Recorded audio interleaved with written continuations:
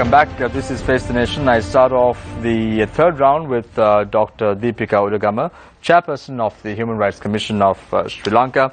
Dr. Udagama, you spoke about the role of the public when it comes to inquiries. I want to drag your attention a little bit away from that and talk about the police and the Human Rights Commission of Sri Lanka. Many say that right now your commission and the police are locking horns with each other. However, this should not be the case. You all should work very cooperatively to engage and ensure that the people's rights are upheld. Why is it that you are locking horns with the police well, all the time? Anybody who has that perception obviously has a wrong perception, in my opinion. We are not there to lock horns with any institution, but as you very rightly said, we have to work constructively with institutions. Now, the point is, one of the problems that independent institutions, commissions, oversight bodies constantly have is when we see problems, emanating from institutions, and you point those out, sometimes, you don't necessarily get a very positive response always. So there are the denials, the defensive reactions kick in. That is what is problematic. What we need is a very constructive relationship with the police, or anybody for that matter. We have to discharge our duties the way in which, we are mandated. So when we do see a particular human rights phenomenon, we can't go into denial mode. The Human Rights Commission cannot say, this particular institution will not like this issue being raised, and, it's a sensitive issue, and so therefore let's soft pedal it. We cannot do it as an independent institution. Now, when you look at currently Sri Lanka's human rights situation, the overall situation has shown vast improvement in certain areas. And we've said so publicly, for example, freedom of expression, freedom of association, assembly. I mean, we see demonstrations almost every day on the streets. So in that respect, it has improved a lot. We don't get complaints of enforced disappearances. We haven't got from 2000. Dr. Udagama, let me get to the point. So therefore, now when you look at the number of complaints we receive, torture stands out. As I said, custodial violations and administrative abuse of discretion are the two major areas on which we receive complaints. So when we see these incidents of torture, we have to make representations. So, what we need to do, I think what we would really welcome is to have this dialogue with the police as to how we can work jointly towards eradicating this particular human rights So you all don't talk problem. to the police right now? We do. We do. Recently too, last week, in fact, there was a meeting at the Commission because the government has set up a committee to look into torture. It is headed by, from what I understand, the Secretary to the Ministry of Law and Order. They came and met with the Commission. So we do have this continuing, dialogue. But the point is, if we are to improve, there has to be a recognition of the problem by the institution concerned. Let me give another example. Now, I said ragging also could very well come within the definition of torture, cruel, inhuman, degrading treatment or punishment. We know ragging takes place in schools, but mainly in universities. Ragging has been a phenomenon in universities for decades, and it's spread to other institutions. Now, if universities keep denying, this is not a major issue. This is not a major issue at all. It's somebody's out to get us. And so that is why these allegations are being made. We cannot really address that issue. So similarly, when it comes to various other, governmental public institutions, whatever the problems are, and when we raise them, we should be able to have, very serious discussions and to find ways and means out of it. Now, for example, the Commission is of the view that providing the police, let's say, as the premier body which has custodial powers, very extensive custodial powers, with modern methods of investigation is of the essence. So we should be able to discuss that. So we do need the cooperation of the police to do that. Let me be a bit more precise when I say locking horns, Dr. Udagama. I want to drag your attention to November 2016. If you may recollect right, it was the submission of the HRCSL report on torture to the United Nations against torture. Are you aware of this? Of course, we have the commission right. presented So the report. just a month after this strong report was submitted to the UN, we had the head of the legal division of the police saying they reject the report and says that it seeks to discredit the police.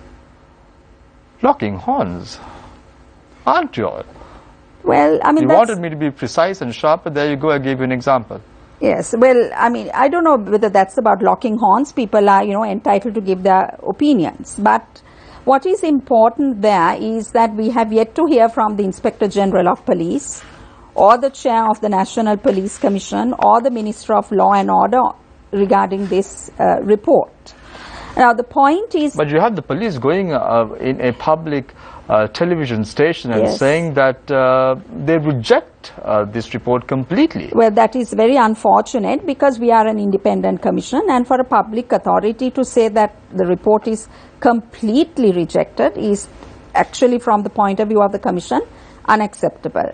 At the same time, the officer concerned, the director of the legal division, he went on to say at this particular interview, some of the complaints may not be serious complaints, and that is the issue. It's a way of looking at the statistics. Now, it was said that we are going on the basis of complaints of torture, not of findings of torture. So therefore, that is completely wrong. Now, there are many ways in which, I can answer that. One is, nowhere in the world is the human rights situation of a country mapped on the basis of convictions. And especially in countries where impunity has been the norm, where prosecutions are very few, and you can't go only on the basis of convictions. That's one. The other is, it's not a numbers game. Now, for example, that particular year, I think in 2015, there were 422, if I'm not mistaken, cases, applications, complaints of torture. 2016, by the time we wrote the report, there were about 200 odd complaints of torture till August. But when we put everything together, we find 2016 too, there are about 400 odd cases of torture. Now, at the interview, the DIG pointed to the fact that some of these complaints may be false.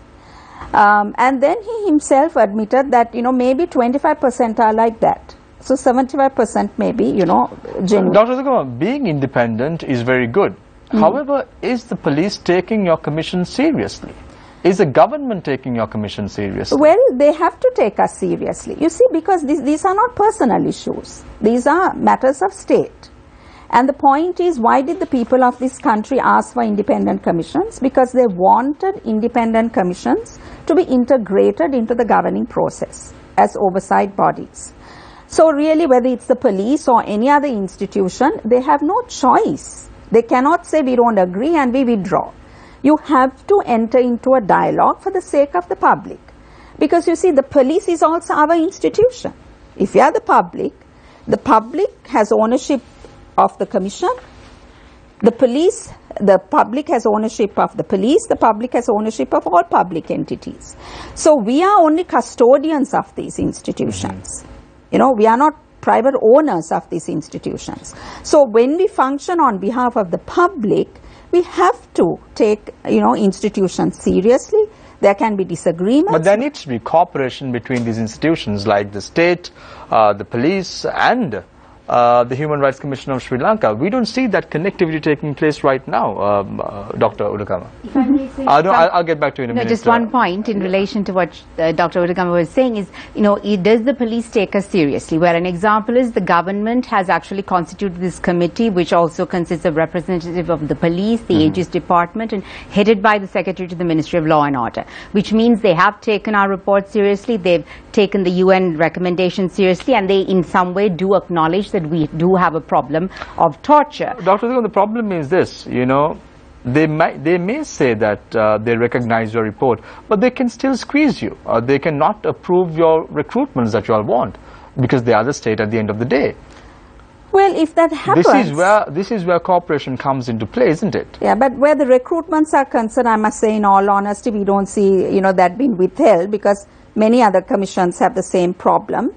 I mean, if I try to explain to you the type of creature that, you know, state bureaucracies, you know, I think we can have a separate panel discussion about it. It really does stultify, you know, any efforts at reform, you know, moving quickly. So I do not think that that is an intentional sort of decision on the part of any governmental authority to squeeze us.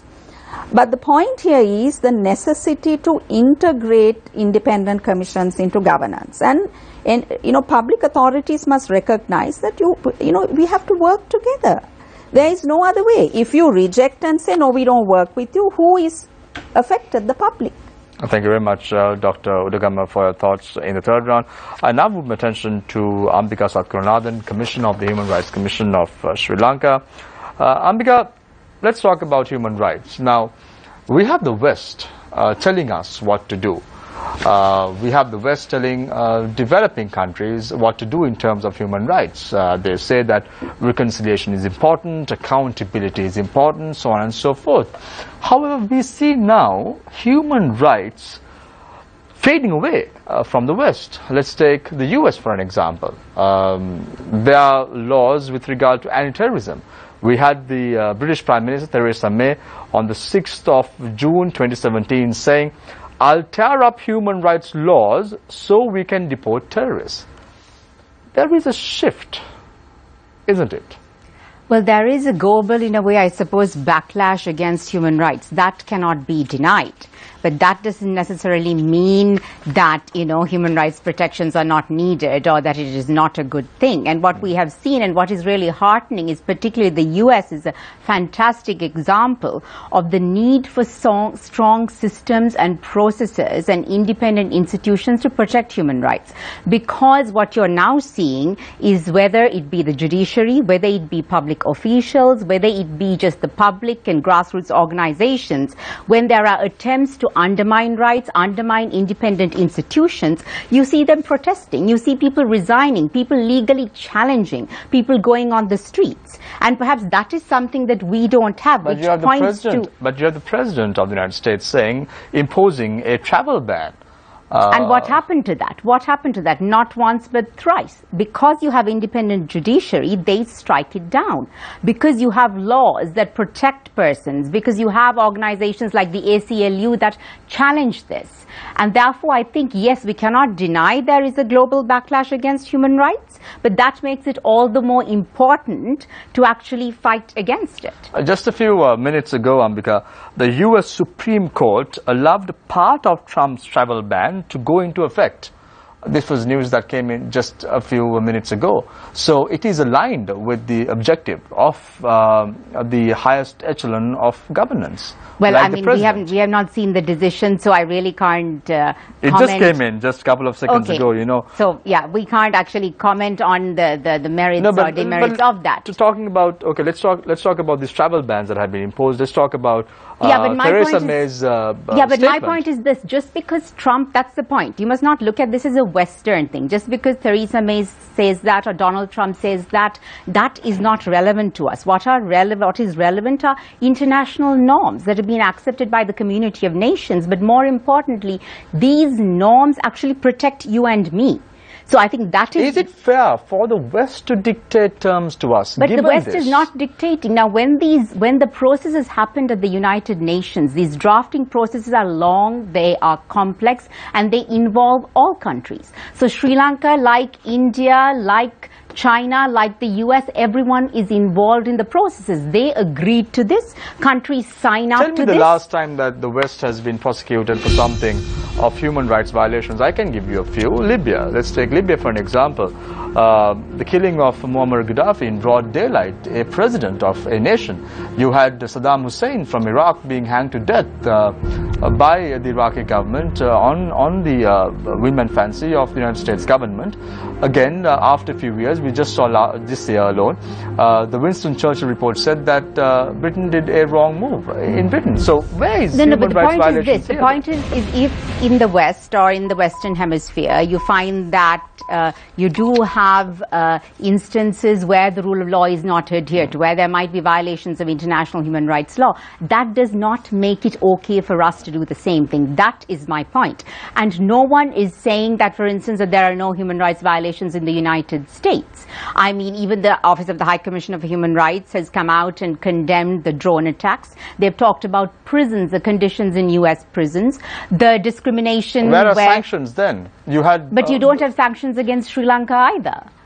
No, but there are imposed regulations on Sri Lanka. I can give you a few examples. There are Human Rights Council regulations. We saw the United States government going to Pakistan, a new territory for them, a sovereign country, and killing a terrorist. And then there was problems, tensions between both nations, and the UN didn't do anything about it. Look, if I may intervene here, I think the point is, you know, as long as human beings run affairs, whether nationally or internationally, there's bound to be some form of, you know, what shall I say, imbalance. But the point is, are we going to throw the baby with the bath water? You know, people point to, you know, for example, those who are powerful and mighty get away with it, and so therefore, does it mean therefore that we are not to protect our people's rights? People are demanding these rights all the time. Like, look at the patients who are saying this is absolutely wrong. We need to be treated. I mean, is that a Western thought? It's not. That's one. The other is even nationally. I mean, here you are raising the issue at an international level, the mighty and the powerful get away. But this is the case all the time in national jurisdictions. The mighty and the powerful, you know, can get away easily. But does it mean to say that we throw away our criminal justice system? No, we don't. But what we try to do is to make it fairer. You know, so we have to constantly keep on critiquing unfairness at an international level or at the national level to ensure that, you know, people's rights are protected and that there's fairness. But to get into extreme positions that because the international political system functions unfairly, let's throw away human rights, that's a totally unacceptable Dr. Udagama, you just brought in a very good point. You said that patients not being treated properly, and this is a matter of concern. But what is the government really doing? What is the Human Rights Commission of Sri Lanka doing? You know, you have the GMOA meeting the president and everything is hunky-dory. They have a GMOA event in the evening. They have a drink after that. They enjoy and say, okay, everything is fine. We re-elect the old president. Everything is fine now. Well, everybody is forgetting that there's a Supreme Court case pending. And I think, you know, one has to await that. What is really interesting is that, you know, that process, the judicial process, is completely shunned. You know, I mean, we hardly hear about that. So there are processes that have to be gone through, and a solution to this festering problem has to be found. But one thing that the Commission is committed to doing is to look at this issue of, for example, these public protests and the balance that needs to be brought out. You know, I mean, public protest is something that is absolutely permitted by human rights law, but within certain limits. So I think that is something that needs to be emphasized here. But on patients' rights, I mean, certainly if this continues to go on, certainly we will have to look into it. We have to see whether the rights of, let's say, the... What sort of actions would you all take? So we will have to look into it because there's a case pending before the Human Rights Commission. I cannot preempt that. But certainly we will have to look into this. Thank you very much, Dr. Udagama. I open the floor for questions from our journalists. Let's start off with Sonali. Thanks, Shamir. Dr. Udagama, the Constitution in Article 27(2) says, the state is pledged to establish in Sri Lanka a democratic socialist society, the objectives of which include the full realization of the fundamental rights and freedoms of all persons. My question to you is, how does the state go about balancing the competing interests of, on the one hand, effective law enforcement, and on the other, protection of rights of suspects in official custody, along with the monitoring of law enforcement authorities? I think it's about what we discussed earlier, supervisory mechanisms. But this doesn't seem to be happening. but that is what has to improve. So there needs to be this discussion as to how we really improve that. And I'm not quite sure whether there's a good enough discussion going on at the moment about how to improve that. Everybody seems to be bogged down with the numbers, the caseload and so on and so forth. So there has to be a way in which we sort out, these issues, and a better supervisory mechanism put in place. The other is, crime prevention. We are talking about when crime happens and then the type of action that one takes. But I think crime prevention, methods of crime prevention, community policing, all these things are absolutely important when you look at it. So protecting human rights in a country necessarily requires balancing. You are very right about that. And once one can, really get that delicate balance in place, I think then that's a very effective democracy. Doctor, also now when the Human Rights Commission finds instances of psychological torture or inhuman degrading treatment, what really happens to the victim? Because psychosocial services aren't really Sri Lanka's strong point, is it? No, it is not. You are quite right. Actually, to a great extent, cases that have come to the Human Rights Commission as well as the courts, there's, I think, greater emphasis on physical torture. But mental health is something that the Human Rights Commission has taken up as an issue as well. You are very right there. But to the extent that there are health facilities, regarding mental health, I mean, that is where, or counseling facilities. Now, this is where these facilities, these resources also have to come in. So you are right, there is a dearth, but that is where these cases ought to be referred to. Even a physically tortured person has serious mental, what shall I say, is mentally affected. Sure.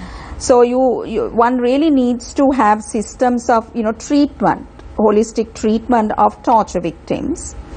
Some countries have perfected this, or at least have improved a lot. Now, for example, in Denmark, there's a torture victim treatment center. There are torture victims from all over the world who find their way there because, you need that holistic care. First of all, we've got to recognize as a country that torture is a problem. Once we recognize it, then all these issues, all these systems that you're referring to can be put in place. So without that, I mean, if there is this denial, constant denial that, this is not a problem, this is something natural, people are asking for it and so on, then we won't have these support systems for survivors of torture. Doctor, why is it that for so many years now we've been having the same kind of conversation about torture and human rights violation, and it doesn't seem to be changing? What are we doing wrong, and what do we need to do to really correct it and change it? I think, you can't say that, we have been a country at peace with ourselves for many decades. The sort of progress takes place when there is some degree of stability in a country, where institutions are strong. Sri Lanka tends to depend a lot on personalities. That is very wrong. A good democracy depends on systems and institutions. So once we are in a situation where we can establish democratic institutions, I think that is when we really start to improve. Now, for example, as I pointed out, we don't find enforced disappearances, but that has to be institutionalized. Sometimes you could say that if the situation changes, as long as it's very personality driven, there could be a resurgence again. So what we need to do is really strengthen the institutions as we go along and processes, so that we don't see a regression. So it's always the case. Change is very difficult. 10 steps forward, 20 steps backward. So it's very slow progression. But the point is, it has to be sustained, and it has to be very institution and systems oriented. So for that, we need very strong public opinion. That's something I find in Sri Lanka is a little weak. I mean, you do find very articulate advocates, activists. But small groups alone cannot bring about this change. There has to be a much greater demand for these changes. Ambika, I just want to ask you, why are we seeing this focus on human rights, accountability after the war? You know, we've been suffering from violence over 30 years. It appears that these violations didn't matter. Is that the case? Why is there growing concern after the war ended? Well, I think that is not an accurate description actually, because if you look at the history, I think even during the conflict years there was a lot of concern about human rights. There were civil society organizations and that raised these concerns, and even the United Nations, etc. So I think that is not an accurate description, but as to why there is increased focus is also because we've come out of a 30-year-old armed conflict and there are allegations of serious violations that took place. We also have large parts of our population that have suffered. There have been disappearances, they've lost property, there is a large number of women-headed households who don't have access to livelihoods, who need psychosocial counseling. So, you know, following conflict, armed conflict, internal armed conflict, that is a problem also we cannot deny. And if you want to move forward, if you're talking about reconciliation, then how can you possibly not treat the wound that exists? You can't plaster over it and move on, because then it will only fester. So I think that is why the perception exists that, you know, there is increased focus. Let's talk about the death penalty now, Dr. Udugama and Ambika. Your commission, under your stewardship, has written a letter to the President as well to abolish the death penalty. Why? Well, because the death penalty is a serious violation of human rights. It's a violation of the right to life, and it is also cruel and inhuman form of punishment, which really has not shown any benefits to societies anywhere. Now, this is a very popular form of punishment whenever the serious forms of crimes peak. We saw, for example, in the past, very horrendous offences against children, for example, sexual offences and murder of children, etc., taking place. The immediate response is, you know, it's like a lynch mob mentality, you know, carry out death penalty and everything will be fine. It's actually very simplistic. Now, when you look at the death penalty as a form of punishment, there has to be a societal benefit. What is the societal benefit? You would expect to see crime reduce. But nowhere in the world where death penalty is carried out can you see a reduction of crime. What you see, on the other hand, is that the death penalty is carried out on individuals who, number one, may come from a very low income level, who cannot really afford good lawyering, and who cannot defend themselves. In countries, for example, in the United States, this is very well established by very extensive studies, that racism has a lot to do with the death penalty. That if an African American is accused of, let's say, harming a white person, that the chances of the person getting the death penalty in a case of murder, for example, are much greater than the reverse. Dr. Udugama, in Sri Lanka, the death penalty has not been carried out since 1976. However, the crime rate is increasing. Let me give you an example, a classic example. On the 13th of May 2015, the gang rape of the 18-year-old Sri Lankan Tamil schoolgirl. People want the death penalty to be carried out, thinking, the mentality of course is, that this is going to reduce crime rates in Sri Lanka. Yeah, that is However, even in Sri Lanka, at present, though the death penalty has not been implemented since 1976, the crime rate is increasing. Well, you can't say that just because the death penalty is not there in a country that automatically the crime rate will go down. But what you need to do is to ensure that the rule of law situation improves in a country. Where you find crime rates, very, very low crime rates, are countries which are countries where society is democratic, systems are very strong, administration of criminal justice is very strong, and the rule of law is very strong. So you find whenever a crime occurs that there is very quick action. There are very good methods of investigation, and then these trials take place very quickly. So without that, and without looking at these social factors that causes crime to go up, just introducing the death penalty is definitely not going to function. Ambika, now let's talk about organizations who criticize the death penalty, like Human Rights Watch, which is based, a New York-based organization. They criticize every single time there is a death penalty being meted out to a woman or even a man in a country like the Middle East. They're very quick to respond. However, when it happens in their own country, like the United States of America, they're very slow to respond.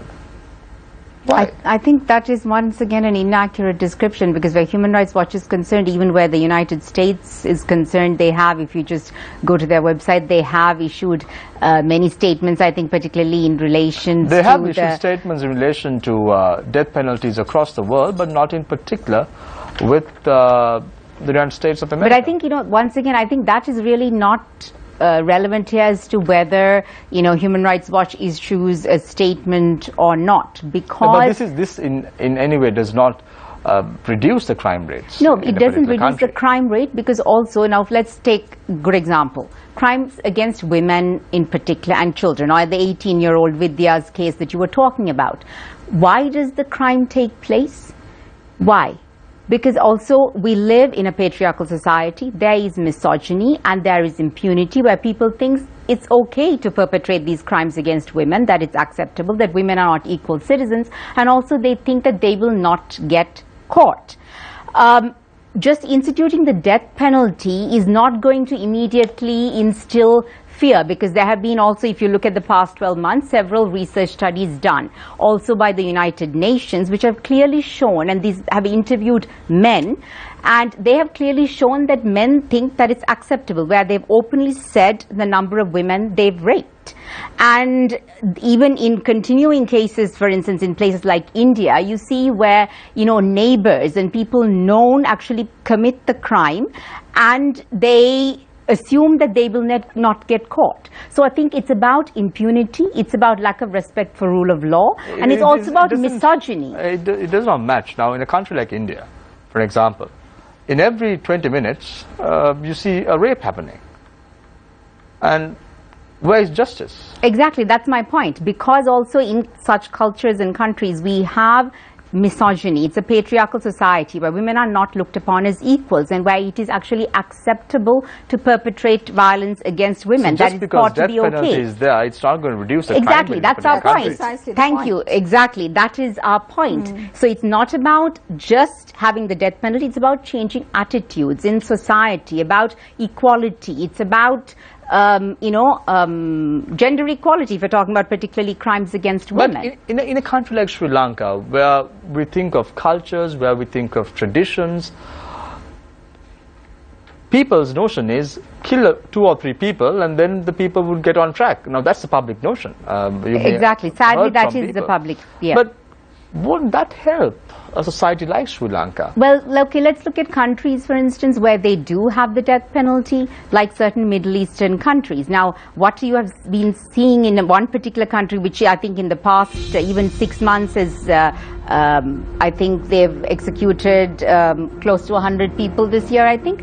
In that particular country, what they say is that the crime rate is rising. And in that country, not only the death penalty, you also have severe penalty for even the most minor crimes. So why is the crime rate increasing? One would imagine that we would be so frightened. Won't that give justice to the aggrieved party? I want to bring an example. Let's talk about the famous Bharata Lakshman Premachandra murder that took place. We saw a high-profile parliamentarian involved in the incident, and what transpired after that was the fact that the court saying that he was found guilty. Now, in the eyes of Bharata Lakshman Premachandra's daughter and the widow, won't they like to see justice being meted out? Won't they like to see the person who killed their father being subjected Justice is the person being found guilty. Justice is the person being sent to prison. But is justice then, also then taking that person's life away? Because you talk about not festering wounds, you talk about not opening the wounds, ensuring that you have the answers for the problems at hand. Won't this provide an answer as well to the aggrieved party? I think that's a wrong understanding of justice. Justice is not an eye for an eye. It is not about taking a life in lieu of another life, because also, as we said before, who is to say that the judicial process is without any, shall we say, gaps and faults? And as you've seen in the United States, for instance, we saw a man who was in prison for 23 years, was released because recent DNA evidence was found that showed that he was not actually guilty. So in instances where the judicial system... But Sonali, correct me if I'm wrong, when it comes to an issue like the death row, it has to be beyond reasonable doubt. Correct me if I'm wrong, Sonali? So that is not really applicable, the statement is not really accurate, is it? Well, when you say after 23 years a DNA test is being carried out, then the exactly. I mean, that is the whole point here, Shamir. I think we're talking about miscarriages of justice. Miscarriage of justice. And miscarriage of justice also because the systems are not, they're not 100% foolproof. And at the end of the day, it's human beings that sit in judgments. And although we claim to be independent, we cannot deny that we also have prejudices. And also racism, sexism, etc. also play a part in this. How confident are you? Now you've written a letter to the President. How confident is the Human Rights Commission that President Maithripala Sirisena will abolish the executive presidency?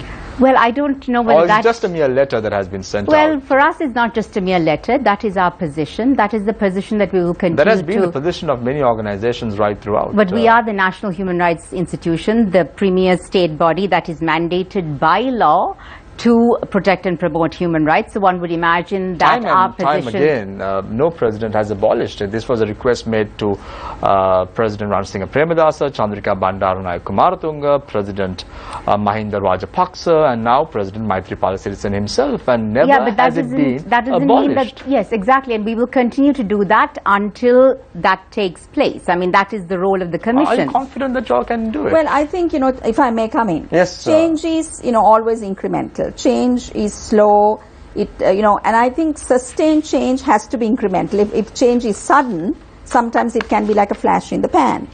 Now, as I said earlier, in Sri Lanka, we haven't had, sort of stability. We've always been having political violence. We've not been in a position to discuss these issues in a serious manner, to institutionalize, and so on. So now, for example, last January, as Ambika pointed out, we issued a letter. We wrote to His Excellency the President urging that the death penalty be abolished.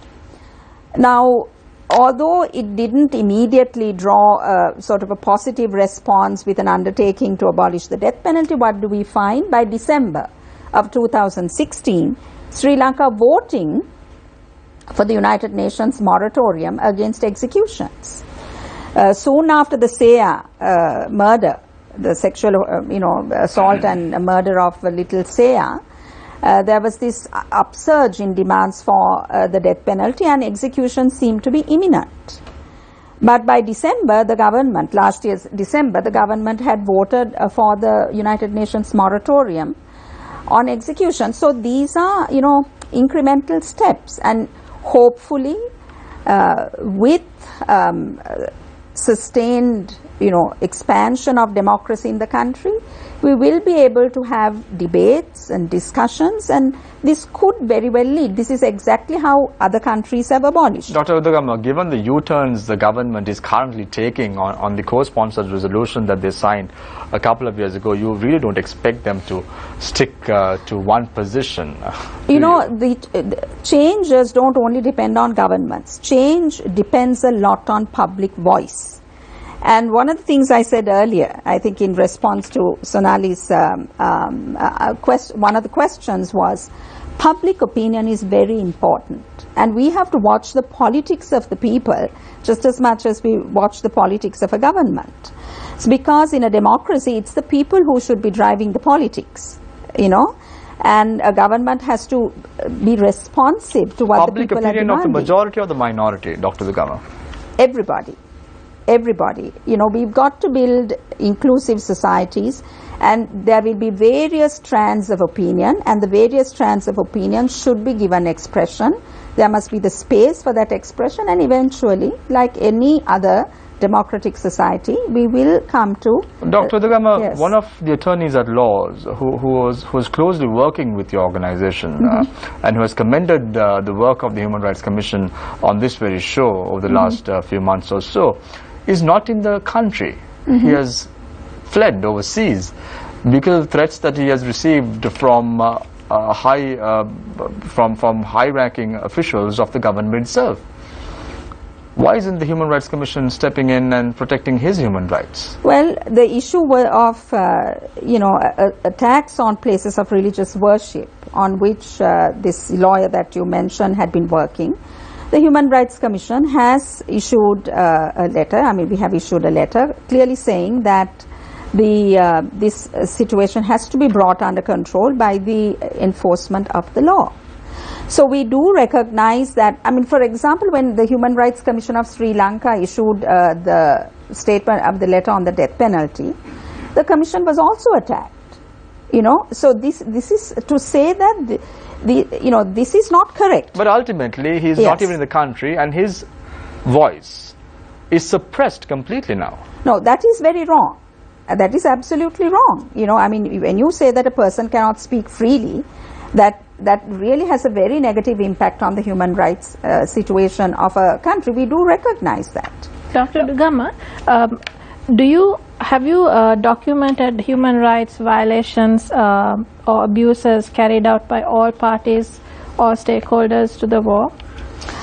Well, actually, where the Human Rights Commission is concerned, with this, the proposals for transitional justice, and again, I would say that where transitional justice is concerned, we think that it should be a very organic affair, people in the country, they demand, the justice, and that it should, the trajectory should be that, not always with reference to some external force. So with this commitment to transitional justice, the Human Rights Commission's expectations were that there would be these various institutions established.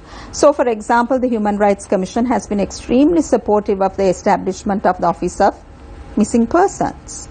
And we've also expressed concern over the delay in its establishment. Now, there are complaints that have come before the Human Rights Commission on disappearances, enforced disappearances in the past. In the past couple of years, I must say, we are very happy about that development. There haven't been complaints. But about the complaints that have come to us, now they really have not been looked into. They are stagnating there. Now, the Commission would have definitely started a process of looking into those complaints if there wasn't the plan to establish a specialized body, the Office of the Missing Persons.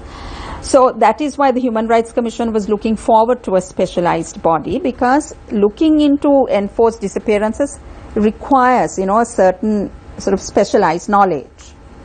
So that was the expectation. But if the Office of the Missing Persons is not established, the Human Rights Commission will definitely have to go ahead with the inquiry process. So if I want to find out how many people were abducted in areas that were under the control of the LTT, whom should I go to?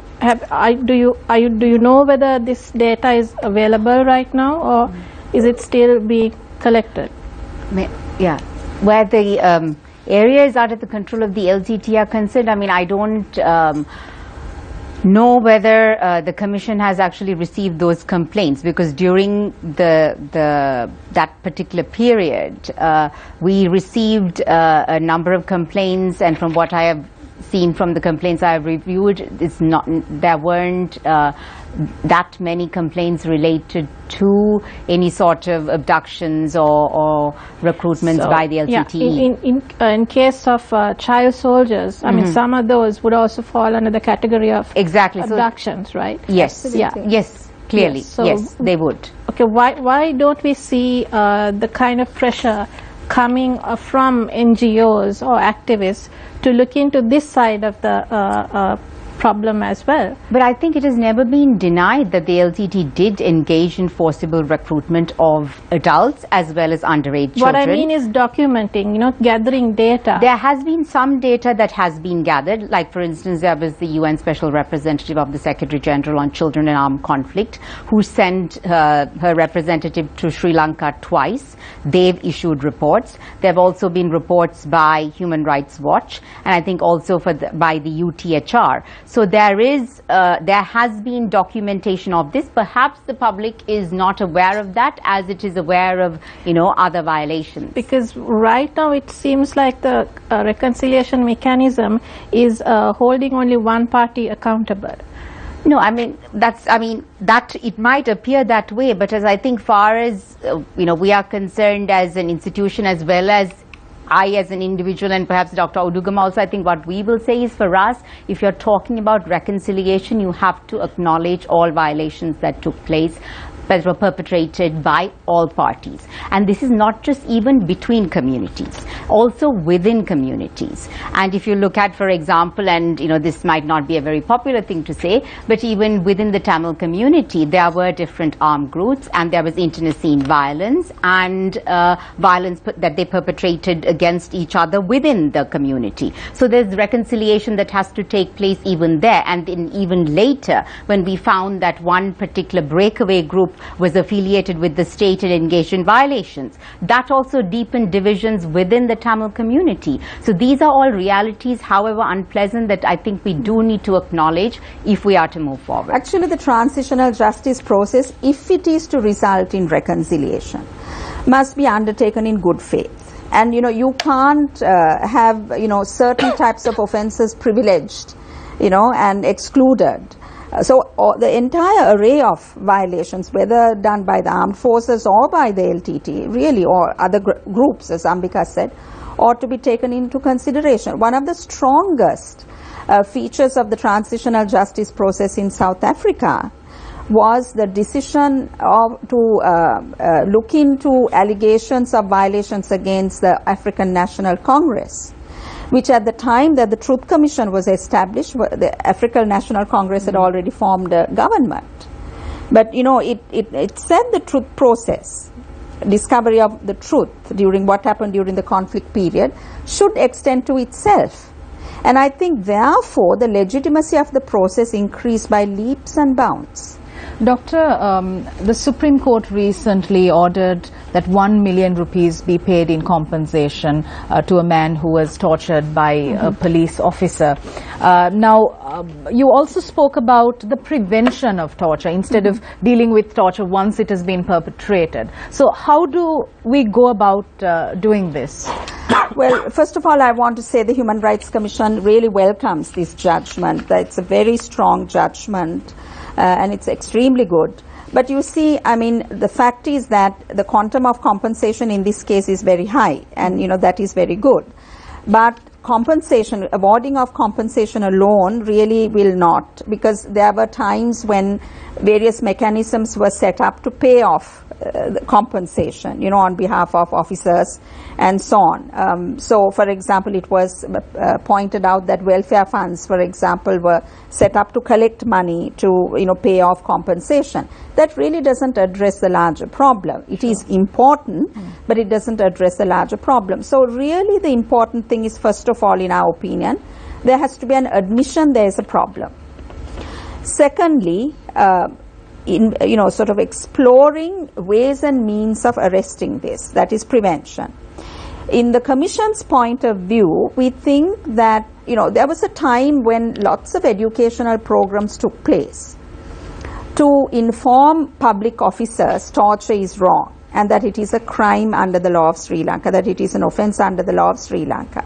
That phase is now gone because almost every official knows that torture is outlawed, that it is an offence. So now what we need to do is to provide the practical techniques, the logistics, so to speak, of moving away from using torture as a method of investigation. Where torture is used to punish, that's another matter, but where torture is used as a method of investigation, that has to be phased out. And it can be phased out only when there are modern techniques of investigation introduced, and for that training, resources, techniques, equipment, all these things have to be invested in by the state. So that is a very, could be expensive, but that is a really necessary investment. Isn't it high time that we make this investment? Absolutely. So that is what the Human Rights Commission wants to impress upon.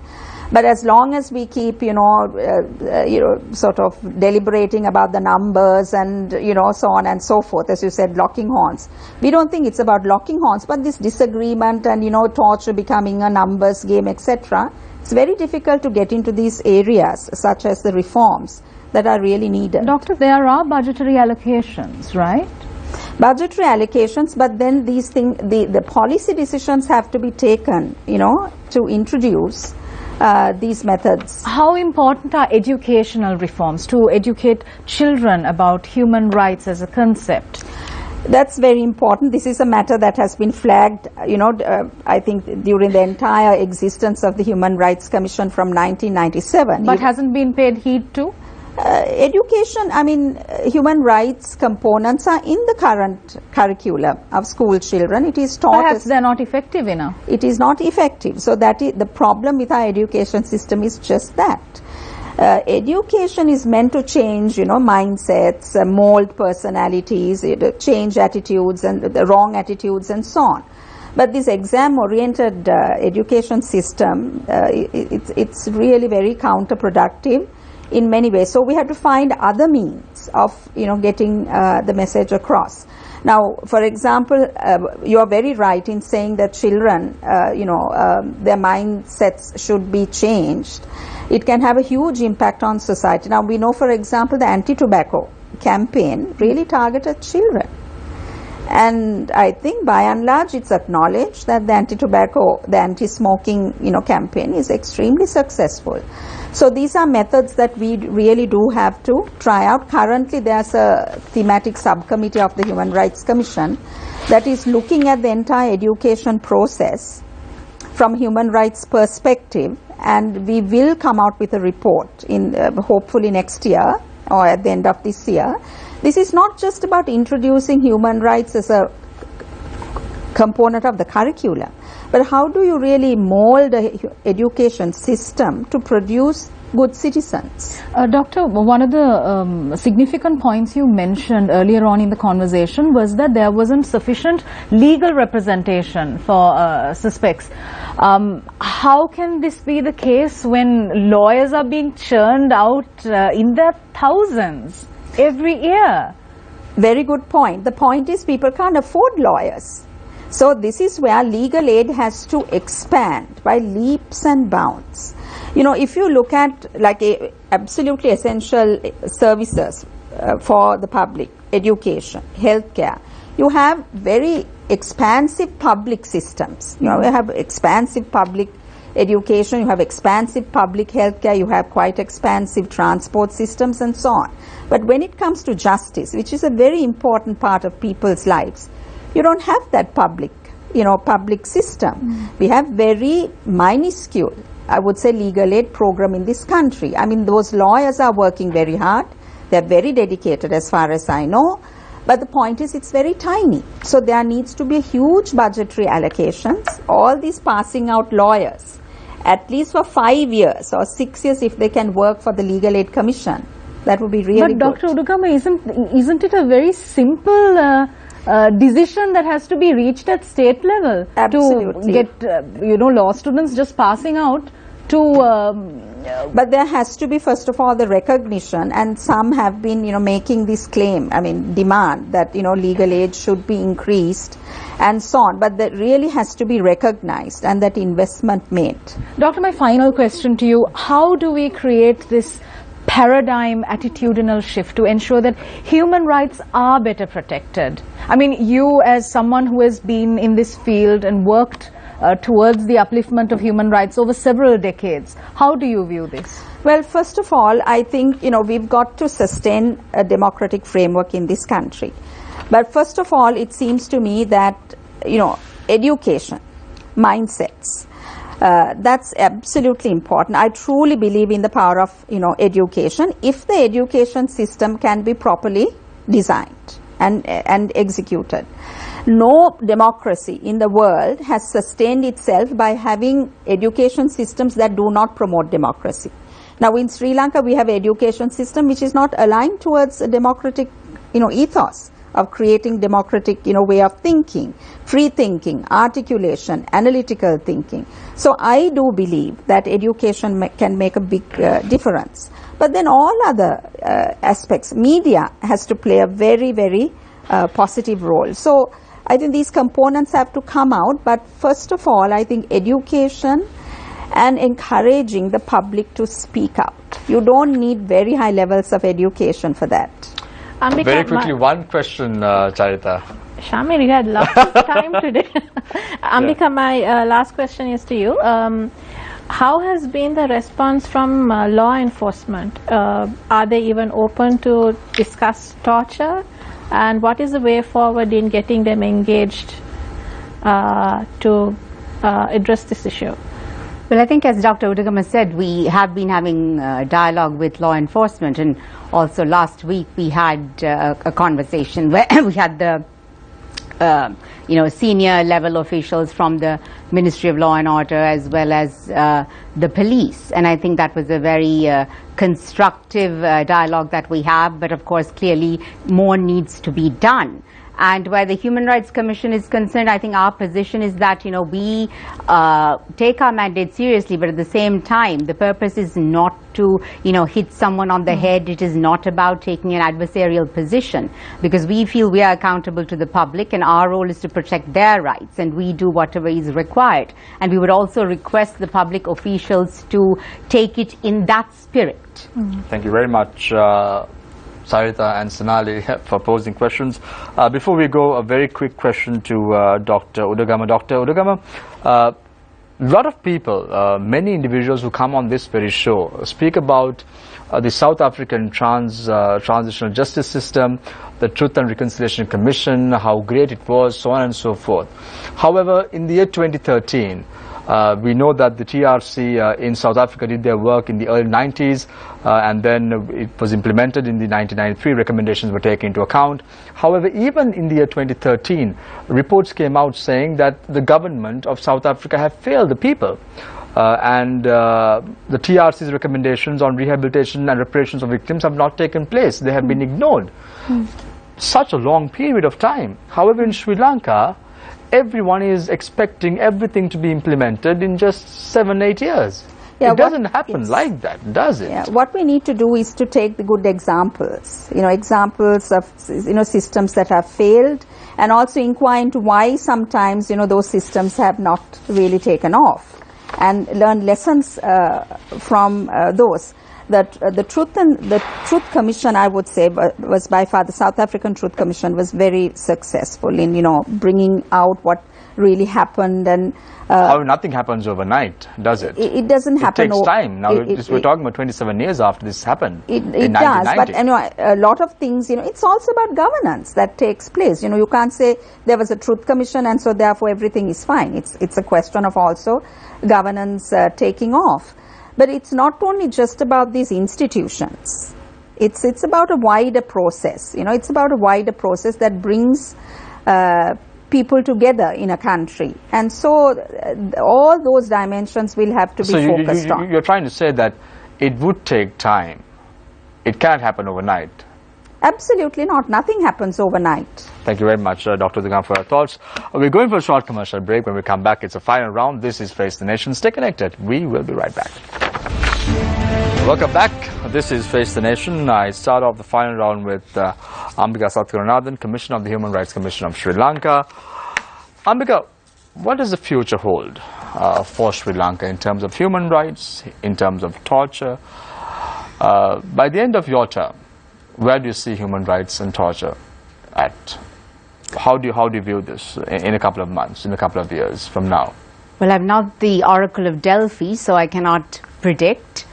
But as far as I think, at least personally, as far as I'm concerned, and this is something that I mentioned to Dr. Udagama as soon as we were appointed, is that what we also found was an institution that was considerably weakened, that needed a lot of reform, where structures needed to be strengthened and new processes put in place. So I think for us, if at the end of 3 years we're able to leave behind a fully functional institution, that the next set of commissioners who come can just hit the ground running, that they do not have to expend time working on institutional reform and schemes of recruitment and revamping the website and putting in place case management systems, etc. I think that for us would be a huge achievement.